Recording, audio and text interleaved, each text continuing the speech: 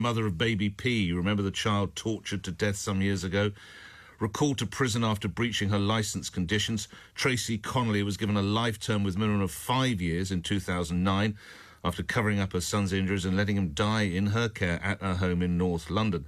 Subsequently released on licence in 2013, recalled in 2015 after selling nude photographs online.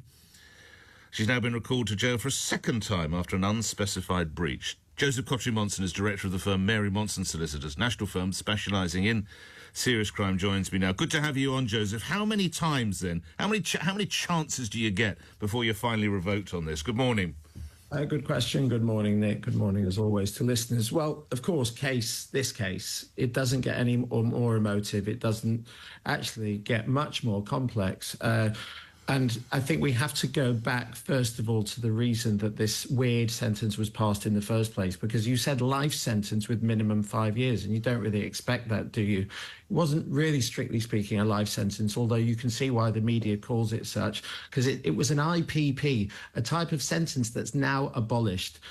Imprisonment for the public protection. You get done with a violent crime and you're deemed dangerous by the judge at the time. And the idea is that you'll only be let out once you've done your short minimum term, once you've done courses, etc., and once you've shown that you can be rehabilitated. Problem was, with all the prison cuts and everything else, those courses, that period of time, 2008, 9, 10, coincides with austerity when all those courses were cut. So you had all of these people yo-yoing in and out of prison, basically getting worse. And I'm no fan of Tracey Connelly, who could be, but at the same time, I do believe in, I think as most of us do, in the constitutionality of the idea that if you're sentenced, for example, for murder, and this wasn't murder, you get a life sentence. If you're sentenced for something that doesn't involve intent, manslaughter, or something lesser, actually, in this case, because there wasn't the evidence in this case for murder, even though the prosecutors initially tried for it. So, well, if you're not prosecuted and convicted of that, you shouldn't be getting a life sentence.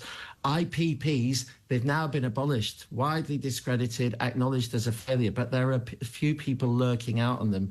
And what happens is they go out of prison, Nick, and they just, they breach license conditions or do something that might not even be criminal, because selling pictures of yourself, for example, is not generally a criminal offence, but it was a breach of a license condition. And because of the gravity of the initial offence, she's straight back in. The problem is this isn't going to end. What you have is a situation where people are coming in for very short bursts, and the parole board are pretty much straight away letting them out. But the disruption that causes with these very small, for this time, after this passage of time, very small stays in prison, and the ability for them to integrate. And let's face it, we actually want, if somebody's going to be out in society and somebody who is as chaotic and has the potential to cause chaos to other people, who we can't convict of murder and we can't send to prison for murder, we actually want that person to have a level of success in society so she doesn't cause more damage.